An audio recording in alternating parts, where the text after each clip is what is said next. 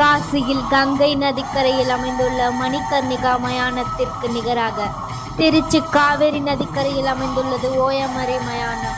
இங்கு 24 மணி நேரமும் பிணங்களை ஓயாமல் எரிப்பதால் இதற்கு ஓயாமரி என்று பெயர் சூட்டப்பட்டது.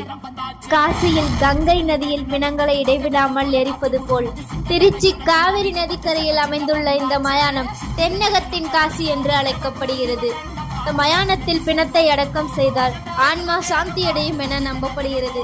இந்த மயானத்தின் அருகில் ஹரிச்சந்திர மகாராஜாவிற்கு தனி கோவில் கட்டப்பட்டுள்ளது.